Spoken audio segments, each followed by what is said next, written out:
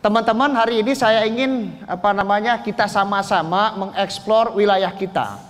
Biasanya kawan-kawan lebih senang mengeksplor wilayah yang lain, tapi hari ini saya mengajak kita jalan-jalan di kampung kita sendiri. Kita tinggal di Kabupaten Bogor yang luas wilayahnya 2.966,8 km persegi. Coba di next slide kan. Terus, nah ini. Kalau dihitung dari ujung Tanjung Sari sampai dengan ujung Parung Panjang dan Tenjo, itu luas wilayahnya begitu besar. Penduduknya 5,4 juta jiwa. Kang, itu penduduk semua? Iya. Bahkan BPS merilis tahun 2020 kemarin itu di angka 5,9 juta. Tapi ternyata di akhir tahun BPS merilis kembali itu 5,4 juta jiwa. Mengapa pertanyaannya? Penduduk yang begitu besar, 416 desa, 19 kelurahan, dan 18.000 RT RW yang ada di Kabupaten Bogor. Pertanyaannya adalah, Kang, begitu besar potensi Kabupaten Bogor? Iya. Coba lihat kita prosentase, 28% dari 5,4 juta jiwa itu adalah cenderung orang-orang yang produktif. Kalau dihitung pemilih pemula kita hampir 218.000 nanti di tahun 2024. Berarti generasi milenial kita di 28% itu begitu besar. Sehingga memang mengapa potensi ini kita akan bicara nantinya. Nah, dengan konteks yang tadi, potensi yang begitu besar dari luas wilayah yang begitu besar, ternyata masalahnya juga begitu besar. Bayangkan di Kabupaten Bogor kalau Anda hitung jalan-jalan, apa yang nggak ada kecuali laut. Tambang kita di Gunung Sindur, di Rumpin, di mana? Di Parung Panjang, kemudian di wilayah timur ada. Emas kita di mana? Emas kita ada di Kecamatan Jasinga, emas kita ada di Kecamatan Cigudeg dan di Kecamatan Anggung. Begitu besar potensinya. Kemudian kalau kita bicara lagi, Star Energy menghasilkan tenaga listrik dari uap. Di mana tempatnya? Di Pamijahan. Di mana lagi potensi pariwisata kita? Potensi pariwisata kita begitu besar. Bahkan kemarin saat penurunan level dari level 4 ke level 3, jumlah kunjungan pariwisata satu hari di akhir pekan 35.000. Bayangkan aja. Itu data yang masuk dari Jagorawi. Jadi Jagorawi ngecek yang masuk ke kawasan puncak 35.000. Berarti begitu besar orang yang berkunjung ke Kabupaten Bogor. Belum yang ke wilayah sana, wilayah Bogor Barat. Belum yang ke wilayah timur. Jadi begitu besar potensi kita. Kita punya 12 lapangan golf bertaraf internasional. Kita memiliki pacuan kuda bertaraf internasional. Kita memiliki lapangan-lapangan lain penunjang di potensi pariwisata kita begitu besar. Termasuk kalau jalan-jalan kita ke kawasan yang lain, kita memiliki 110 curug yang ada di Kabupaten Bogor. Itu potensi besar. Coba jalan-jalan ke Ciawi, itu ada hamparan seperti hamparan savana, luas begitu besar. Di Tapos, ada orang situ? Ciawi, udah jalan-jalan ke situ? Oh, kampungnya Cibedug, Lurah Deni, Kades Deni. Ya. Sebelah mana rumah kamu? Dekat Pak Deni. Iya. Itu kan ke atas ada savana, begitu indah. Coba jalan-jalan ke kawasan Malasari di Nanggung. Mana orang Nanggung ada? Mana orang Nanggung? Malasari tahu? Nggak tahu jangan-jangan. Tahu di sana. Ada apa di sana?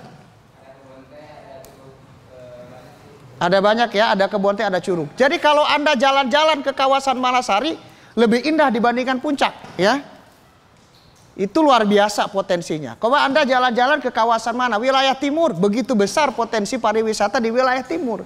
Termasuk juga wilayah tambang begitu besar potensinya. Jadi kalau berbicara potensi begitu besar, PDRB kita juga begitu besar. Tetapi ternyata apa sih yang terjadi di Kabupaten Bogor dengan potensi-potensi yang tadi, tapi ternyata masih menyisakan masalah. Masalah yang pertama adalah next. Masalah yang pertama terus. Masalah yang pertama adalah yang paling terpenting yang menjadi masalah kita, rendahnya kualitas sumber daya manusia kita. Itu di Kabupaten Bogor. Percaya tidak percaya, sebetulnya seharusnya ini ada hyperlink. Kenapa tadi saya bawa laptop sendiri? Ada hyperlink, datanya ngelink biasanya. Indeks kita, indeks Indonesia dalam konteks regional, indeks pendidikan kita di peringkat yang ke-6. Ini ternyata sangat rendah kalau dihitung. Di peringkat yang ke-6 indeks pendidikan kita. Indeks daya saing kita ternyata di peringkat yang ke-7, masih di bawah Thailand. Itu secara regional. Bayangkan coba oleh kita kalau itu ditarik turun ke Kabupaten Bogor.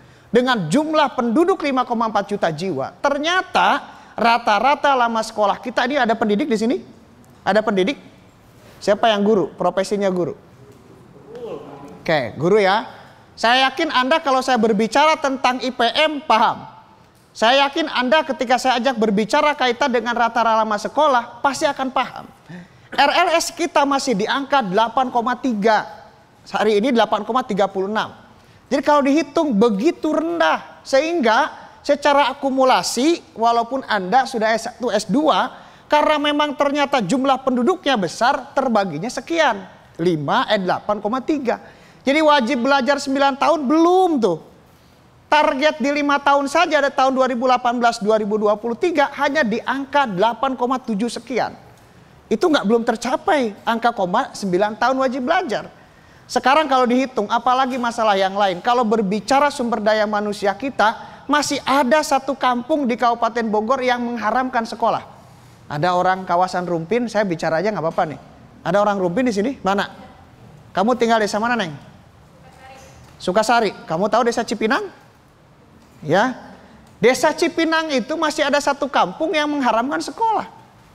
Ini sangat luar biasa gitu. Jadi kultur di Kabupaten Bogor juga ternyata membawa pengaruh signifikan terhadap indeks pendidikan kita.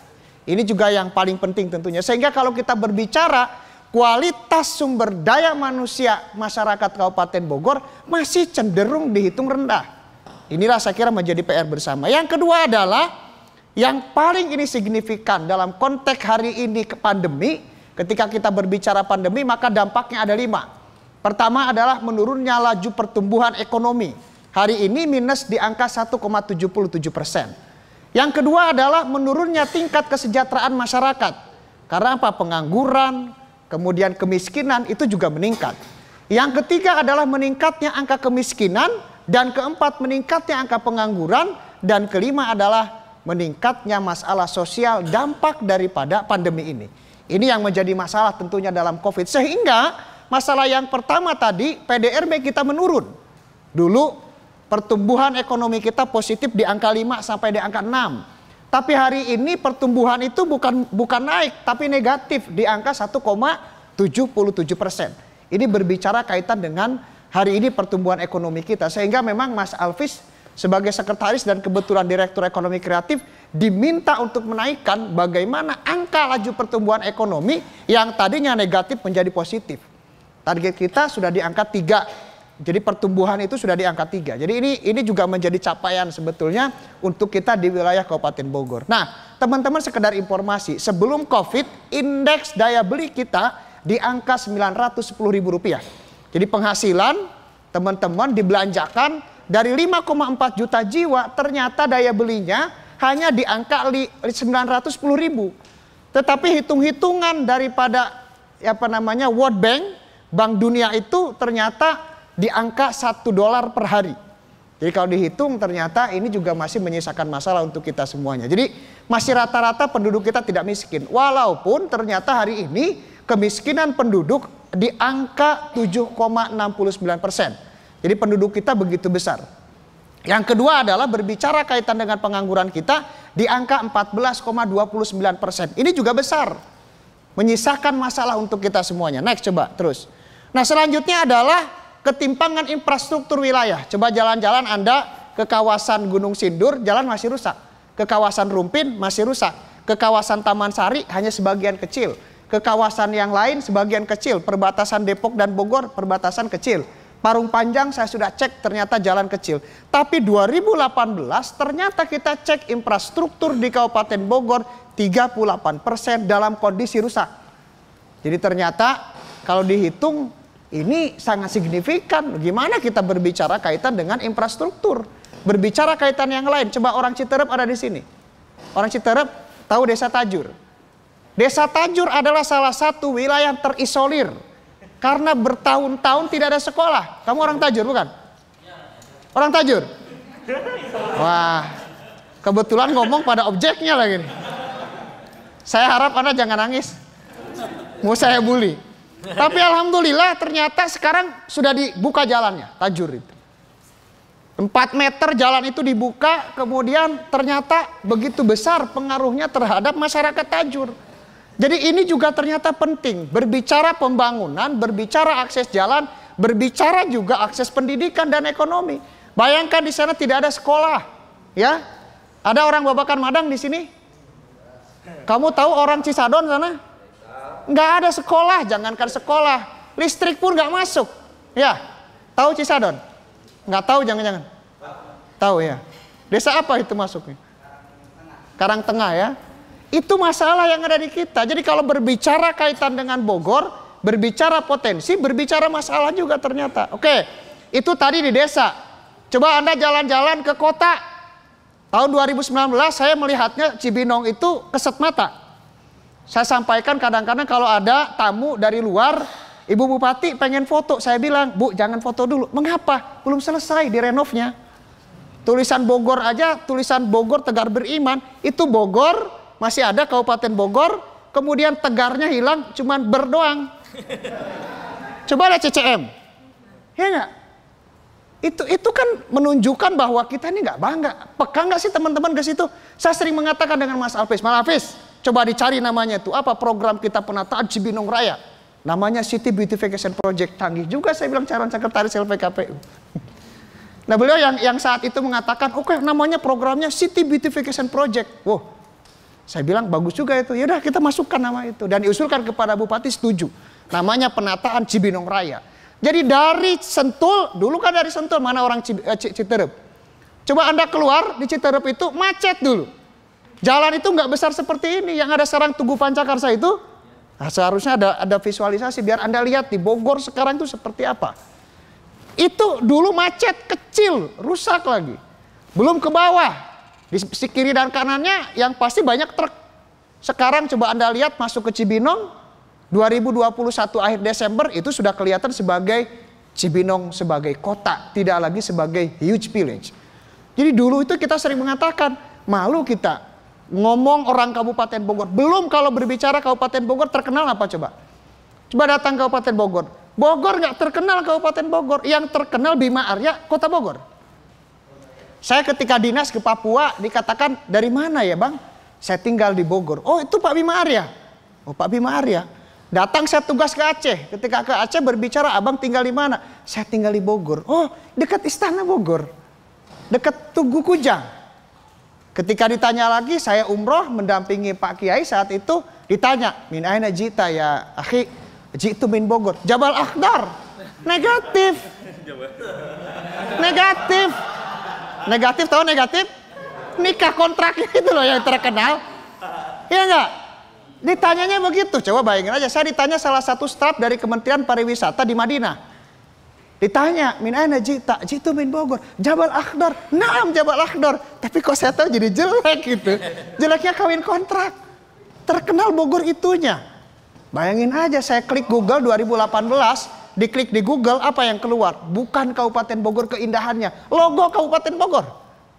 Coba sekarang klik Kabupaten Bogor, pasti dengan keindahan dan yang lain, promosi-promosi yang lain. Karena dulu secara konservatif dikelolanya. Kalau berbicara kaitan dengan Bogor, saya kira ini masalah yang sangat signifikan. Coba dulu ditanya, ya sampai mana? Saya sampai Tanjung Sari, di-share. Fotonya nggak ada, cuman foto gedung doang. Targetkan itu di seluruh perbatasan ada tulisan Kabupaten Bogor, letter sign. Supaya apa? Oh masuk ke sini Tanjung Sari, masuk ke sini Cariu, masuk ke sini ini. Jangan sampai nanti identiknya begini, masuk Kabupaten Bogor, kalau jalan rusak, oh Kabupaten Bogor. Kalau jalan bagus, kota dan Depok. Ya enggak? Dulu kan begitu. Sekarang coba Anda lihat, di setiap desa sedang membangun melalui 1 miliar satu desa itu. Dulu nggak ada, karena 38% yang saya cek, jadi tahun 2000 berapa Mas Alvis? 2018, tugas PKU saat itu cuma satu, tugas off kampusnya. Kalian kumpulkan masalah yang ada di Kabupaten Bogor, dari mulai sekolah berapa yang rusak, jembatan berapa yang rusak, jalan di mana yang rusak. Kontribusi yang sangat konkret, angkatan berapa itu? 12. Mas Lili ya? Angkatan Mas Lili, masih ingat Mas Lili?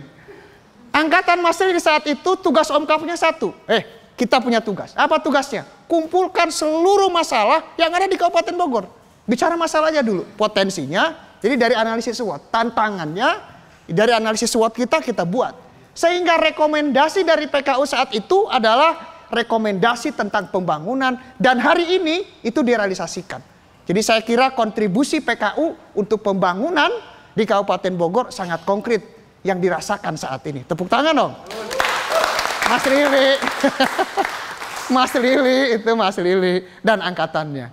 Nah, itu saya kira hal yang sangat penting dan signifikan. Sehingga saat itu rekomendasi kepada Bupati, Bupati, PKU punya rekomendasi, ini masalah-masalah yang diselesaikan oleh pemerintah daerah. Sehingga konkret saat itu Bupati mengatakan, kami punya program ini masukan. Itu saya kira juga menjadi catatan penting dan berharga. Kontribusi yang sangat konkret dari PKU adalah tadi. Beberapa masalah termasuk jalan 38% diukur oleh hasil pertemuan kita 50 orang. Ini saya kira penting untuk menjadi kontribusi besar terhadap pembangunan. Nah, itu peran yang mungkin kawan-kawan belum tahu dari alumni PKU. Kang, apakah kita hanya ngaji kitab? Tidak. Apakah kita menyelesaikan masalah yang lain? Iya. Ke yang lain kita berbicara. Masalah yang lain adalah tingginya tingkat kerawanan sosial. Berbicara masalah di Kabupaten Bogor, saya kira hanya polisi dan Polres yang berani malaikat Jibril ditangkap. Siapa? Lia Eden. Hanya di Kabupaten Bogor, Polres, kemudian Dandim yang berani menangkap nabi palsu. Musadek. Hanya di Kabupaten Bogor yang berani menangkap yang mengaku sebagai Imam Mahdi Al-Muntazor di Kecamatan Cisarua. Belum masalah yang lain. 2005 Ketua Umum kita diancam cabut fatwa atau cabut nyawa. Itu karena memang memberikan fatwa sesat terhadap salah satu aliran yang ada di Kabupaten Bogor dan Kota Bogor. Itu sangat besar saat itu pengaruhnya. Bagaimana? Karena memang pengikutnya pun bukan hanya orang biasa. Ini juga menjadi masalah. Belum lagi saya sampaikan ada contoh Pajajaran Siliwangi Panjalu yang mengatakan, mana orang Dramaga? Orang Taman Sari ada? Orang Taman Sari ada? Taman Sari. Orang Dramaga? Ya, kalau nggak salah di Mulia Harja. Apa desa apa tuh? Perbatasan Mulia Harja antara kota dan masuk kota itu ya. Dramaga. Mulia Harja, Bogor Selatan. Bogor Selatan. Kota itu yang masuknya ya. Itu perbatasan termasuk juga di Taman Sari. Ada sebuah aliran yang mengatakan bahwa nama kamu siapa? Rizky. Rizky itu bukan seorang Rizky, tapi Rizky itu hanya hardware-nya, software-nya itu dimasukkan chipnya, masuk ke sini. Dan dia biasanya menurut teori ini, menurut aliran ini, dia sebagai reinkarnasi. Walaupun menurut dia bukan reinkarnasi, tapi keyakinan kita ini reinkarnasi. Karena tanti masuk. Jadi syahadatnya itu ketika Rizky bersahadat, asyhadu alla ilaha illallah wa asyhadu anna Muhammadar Rasulullah wa anna eyang tajimalela Rasulullah. Jadi yang masuk ke dia ini eyang tajimalela. Jadi ditambah syahadatnya. Jadi bukan asyhadu alla ilaha illallah wa asyhadu anna Muhammadar Rasulullah, tapi ada ziyadah. Ziyadah kalimatnya adalah wa anna eyang tajimalela Rasulullah. Jadi si Rizky itu syahadatnya begitu. Ini kan aneh. Siapa namanya? Rizky. Oh, jangan-jangan kamu reinkarnasi. Soalnya saya pernah ketemu juga orang kayak begini di Papua. Tapi bukannya agak hitam. Oke, itu masalah yang ada di Kabupaten Bogor. Dari mulai masalah sosial, dari mulai masalah pendidikan, belum lagi sekarang pendidikan di Kabupaten Bogor bicara sumber daya manusia, tapi bicara kelasnya pun kurang. Berbicara pendidikan, honornya ada yang masih 300.000. Benar nggak? Nah, gimana coba sekarang? Menjadi profesor di negara tetangga, saat itu profesor saya mengatakan, kenapa Prof? Anda tidak mengajar di Australia? Anda kan seorang profesor yang sangat hebat. Enggak, saya mending di sini. Kenapa? Honor saya 95 juta kalau dalam rupiah.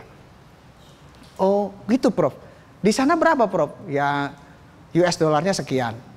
Saya jalan-jalan, saya tanya lagi, salah satu profesor saya dari Bangladesh. Prof, mengapa nggak ngajar di Bangla? Bangla itu sebutan Bangladesh. Bangladesh itu Bangla. Kenapa nggak ngajar di Bangla? Iya, di sana murah. Gitu. Jadi berbicara hati ke hati lah. Nggak mungkin seorang profesor bicara kaitan itu. Kemudian ketika saya pulang ke sini, ada profesor rekan saya, salah satu komisioner di Badan Standarisasi, rekan kerja saya ditanya, Prof di UGM berapa insentif untuk itunya? 19 juta. Jauh kan? Tetangga kita 95 juta. Ini mohon maaf, saya bukan menghitung kategori bahwa kita dihargai dengan rupiah. Tapi penghargaan terhadap guru, terhadap tenaga pendidikan, walaupun 20%, ternyata penghargaan terhadap tenaga pendidik kita masih kurang. Coba kita next slide. Oke. Maka Kabupaten Bogor saat itu 2018 visinya bagaimana menciptakan Kabupaten Bogor sebagai kabupaten termaju, nyaman dan berkeadaban. Kalimat berkeadaban itu bukan hanya konteksnya adalah untuk keagamaan, tetapi juga menyelesaikan masalah-masalah sosial dan melestarikan budaya yang ada di Kabupaten Bogor. Bayangkan kalau berkeadaban nggak muncul. Dan saya harus sampaikan kalimat berkeadaban keluar dari salah satu profesor alumni PKU. Namanya Kang Fuad. Jadi Kang Fuad saat itu berdebat kita, gimana nih? Udah kunci, nggak mungkin kesalahan sosial, berkeadaban. Jadi kalimat berkeadaban, perdebatan yang sangat sengit saat itu, saya saksinya betul karena saya juga salah satu sekretaris saat itu. Kalimat berkeadaban muncul usulan dari kita, sehingga memang itu untuk menyelesaikan masalah-masalah yang tadi. Karena apa? Signifikansinya begitu besar ternyata. Dulu kita nggak paham apa sih itu visi dan misi. Ternyata visi itu yang diterjemahkan ke dalam program-program strategis. Visi itu diterjemahkan ke dalam misi. Misi itu diterjemahkan ke dalam program prioritas sehingga penyelesaian masalah-masalah yang tadi diselesaikan. Mengapa sekarang misalkan di dalam program Pancakarsanya Bupati ada 5 karsa. Bagaimana karsa itu adalah terus. Karsa itu mencerdaskan Bogor, mensehatkan Bogor, memajukan Bogor, membangun Bogor, dan membuat Bogor lebih berkeadaban.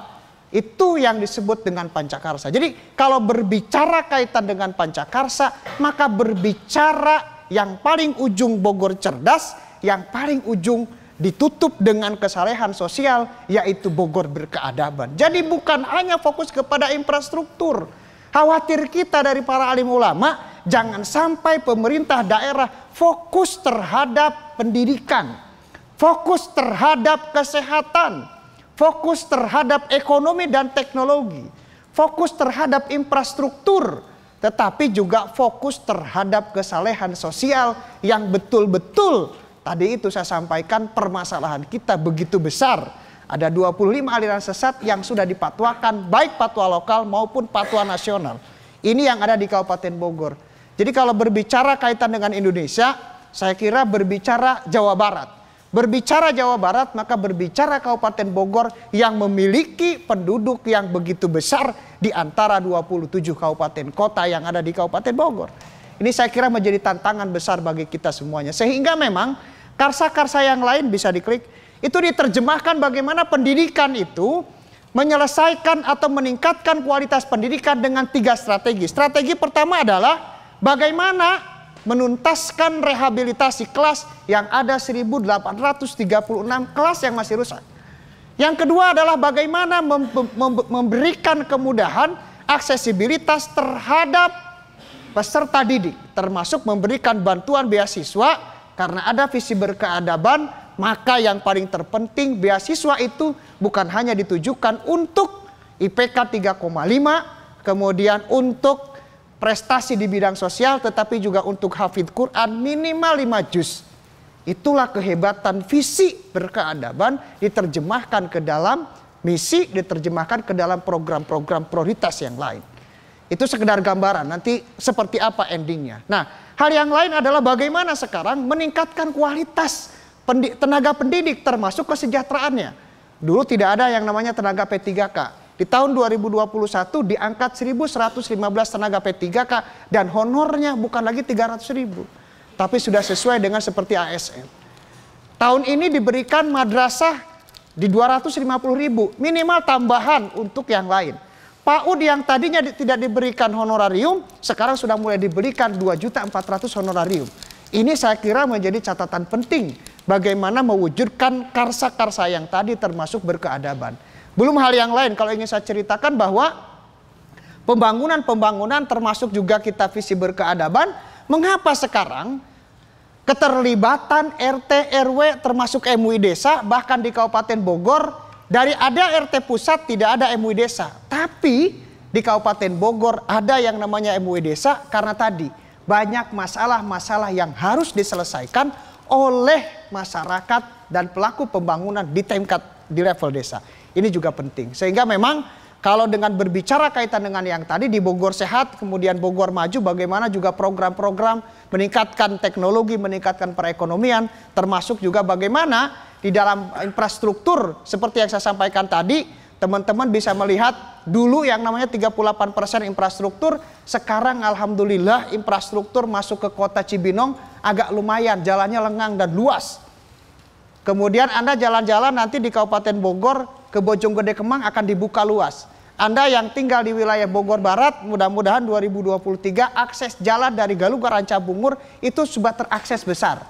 Ini juga menjadi solusi-solusi saya kira menjadi permasalahan. Jadi solusi dari permasalahan yang tadi saya sampaikan. Termasuk juga di dalam program Karsa Berkeadaban menyelesaikan masalah-masalah yang tadi itu diselesaikan dengan adanya program Nongol Babat. Termasuk juga ada pasukan khusus namanya Tiger Cepol untuk menyelesaikan masalah-masalah yang betul-betul yang kita hadapi bersama tadi. Saya kira ini sebagai gambaran kondisi kekinian tentang Kabupaten Bogor, dan yang dilakukan oleh pemerintah hari ini adalah bagaimana fokus kepada pendidikan untuk meningkatkan pendidikan dengan 3 strategi. Pertama adalah strategi meningkatkan kualitas tenaga pendidik dan kesejahteraannya, memberikan aksesibilitas kemudahan untuk siswanya, dan ketiga adalah infrastruktur. Di kesehatan tentunya karena memang kesehatan kita khususnya di Bogor Utara, Bogor Timur dan Bogor Barat nyaris orang Parung Panjang. Mana orang Parung Panjang? Orang Parung Panjang mana? Orang Parung Panjang berobatnya bukan ke Kabupaten Bogor tapi ke Tangerang. Orang Tanjung Sari, orang Sukamakmur berobatnya bukan ke Cibinong. Mana orang Tanjung Sari? Tanjung Sari berobatnya ke Rumah Sakit Sayang yang ada di Cianjur. Mana orang Rumpin, orang ini berobatnya bukan ke bukan ke sini. Orang Gunung Sindur berobatnya ke mana? Ke BSD, ke sana, ke Tangsel. Jadi ini juga masalah, sehingga memang akan dibangun rumah sakit di Bogor Timur dan membangun juga sekarang peningkatan kesehatan di 101 puskesmas yang ada di Kabupaten Bogor. Nah, ini juga hal-hal penting, dan sekedar informasi 81 titik kemacetan yang ada di Kabupaten Bogor, dan itu penyelesaiannya diantaranya tadi itu bagaimana menyelesaikan titik kemacetan dengan membuka jalan yang baru. Coba orang Bogor Barat, mana orang Bogor Barat? Coba yang tinggal di Bogor Barat lah. Oke. Ini paling penting juga untuk orang Bogor Barat. Ini saya melihat dari kacamata sebagai kacamata orang yang sering naik angkot. Di Leuwi Sadeng naik ke sana mobilnya, ya coba lihat hitung ya, ini juga PR bersama kita. Dari Leuwi Sadeng, jangan Leuwi Liang, Leuwi Sadeng geser ke Leuwi Liang geser, Leuwi Sadeng ke sana, dari 10 kendaraan maka angkotnya 6. Ya, 6 minimal 5. Kemudian kelas Avanza dan sekelasnya itu 3. Innova 1. Truknya 1 atau truknya 2. Tapi coba jalan-jalan Anda ke kawasan selatan, bandingkan. Di kawasan selatan itu dari 10 kendaraan angkotnya cuma 2, Avanzanya 2, Innovanya 4, Pajero dan sekelasnya 2. Termasuk ke Caringin, termasuk kemana? Berarti PR yang paling besar untuk terobosan perekonomian ada di wilayah Bogor Barat. Sehingga merubah yang tadinya angkot itu 6 menjadi minimal 3 angkot, sisanya kendaraan yang untuk tujuan. Karena ke sana bukan untuk destinasi, tetapi ke sana untuk orang pulang. Kalau ke atas destinasi, kendaraannya plat B. Kalau ke sana plat A atau plat F. Gitu ya. Itu analogi aja, analogi. Sehingga memang di Kabupaten di Bogor Barat khususnya harus dibuat jalan dari arah BSD buka ke Jasinga, buka ke Cigudeg, karena di situ juga di Rumpin akan dibangun kawasan kawasan ibu kotanya Bogor Barat, kemudian dibuat pariwisata bertaraf internasional, itu baru orang akan datang. Minimal kampus IPB digeser ke sana. Bogor Timur seperti apa pembangunannya? Bogor Timur tinggal dibuka puncak 2. Jadi orang Tanjung Sari, orang mana-mana enak, nggak perlu lagi rumah sakitnya ke Rumah Sakit Sayang. Bayangkan aja Sukamakmur mau cari ATM nggak dapet itu. Iya nggak? Mas Alvis, kita dengar kemarin curhatan kepala desa, Kang, kalau ada kebakaran nggak bisa nelpon damkar. Kenapa? Jauh ke Cibinong, minimal Cileungsi. Kenapa? Nggak ada di sini, damkar nggak ada, ATM nggak ada, pasar aja nggak punya. Ya, kecil. Nggak, jawabannya malu-malu. Ada sih pasar. ATM ada, tapi yang keluar beras. Itu masalah loh teman-teman. Sehingga berbicara hari ini saya menyampaikan kondisi hari ini, peran kita di mana? Yang paling terpenting peran kita dari hal ini adalah literasi kita yang paling kuat. Sehingga teman-teman guru, oh PR saya ternyata harus RLS di angka 8,9. Sehingga kita betul-betul ketika mengajar, bukan mengajar karena hanya RPP, karena datang dan kewajiban. Tapi yang paling terpenting adalah, oh ternyata dengan masalah yang hari ini kita sampaikan, saya jabarkan seperti ini, oh ternyata PR kita besar. Jadi seorang guru itu bukan hanya sebatas seorang guru, tapi menyelesaikan PR yang begitu besar. Saya kira ini kawan-kawan harus berpikir paradigma kita yang lebih luas gitu. Jadi bukan hanya I am as a teacher. Yes, you are teacher, tetapi Anda memiliki peran yang sangat besar untuk membangun Kabupaten Bogor ini. Kang, saya sebagai guru ngaji, iya, Anda adalah merupakan founder atau pemberi pondasi yang sangat kuat untuk akidah-akidah yang tadi. Jadi jangan sampai Anda mengatakan, oh saya hanya guru ngaji, oh salah. Saya hanya guru pesantren, oh salah. Sekarang saya analogikan kepada Anda. Ketika jalan, orang besar dan orang kecil. Ketika jalan ada paku. Mobil ini jalan ini dilalui oleh mobil-mobil besar. Ada paku. Oh, menurut orang kecil, paku kecil. Tapi orang besar mengatakan, paku ini harus saya pindahkan dari jalan, saya ambil dan buang ke tempatnya. Supaya ada orang tidak nginjek paku ini. Kalau nginjek paku, otomatis orang ini akan membahayakan kesehatannya. Yang kedua, jika ada kendaraan berpenumpang 10 orang, kiai semua, dalam kecepatan 120 km, maka terguling. Nauzubillah min dzalik, kejadian ternyata kecelakaan itu menyebabkan meninggal dunia. Bayangkan tadi, kalau orang kecil mengatakan hanya paku. Tapi orang besar mengatakan, paku ini membahayakan bagi orang yang lewat. Saya kira paradigma itu yang harus kita geser. Bukan sebagai guru, oh guru kok menyerah gitu. Jadi ketika mengatakan guru sebagai pelarian atau profesi yang sisa gitu, salah gitu. Oh saya ngajar di pesantren, kemudian oh saya mah hanya di Kobong Kecil. Justru Kobong Kecil inilah yang mengantarkan generasi-generasi besar, tapi berpikirnya yang futuristik, yang ke depan. Tidak hanya sebatas mengajar gitu. Jadi kalau hanya sebatas mengajar, saya kira orang besar adalah bukan orang yang punya jabatan. Orang besar bukan hanya orang yang punya pengaruh. Tapi orang besar adalah bagaimana orang yang bisa membesarkan orang lain. Baik santrinya, baik muridnya, baik yang lainnya. Saya kira ini di tempat kita masing-masing. Dan itu ada di kader-kader ulama seperti Anda. Jadi jangan sampai salah persepsi. Jadi mengajar Anda pulang gitu, selesai, gugurkan kewajiban.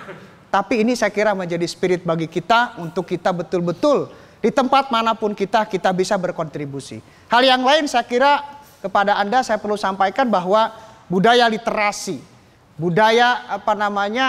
literasi yang baik ini juga penting untuk disampaikan kepada masyarakat kita. Terlebih sekarang hoaxnya juga begitu besar. Informasi-informasi tentang vaksin dan yang lainnya juga begitu besar, literasi-literasi negatifnya. Saya kira ini yang saya sampaikan tentang kebogoran hari ini, dan mudah-mudahan apa yang kita cita-citakan, dan tadi peran ulama juga begitu besar, dan saya kira berbicara PKU, berbicara kontribusi yang harus nyata terhadap Kabupaten Bogor, terhadap Jawa Barat, terhadap Indonesia. Jadi kalau berbicara PKU ditanyanya bukan berbicara kaitan dengan siapa dan jadi apa, tetapi kontribusi kita yang harus besar terhadap masyarakat kita minimal, terhadap Kabupaten Bogor, dampaknya terhadap Jawa Barat, dan kontribusi besar kita terhadap keindonesiaan, dan yang paling penting tentunya adalah kontribusi terhadap agama kita. Wassalamualaikum warahmatullahi wabarakatuh.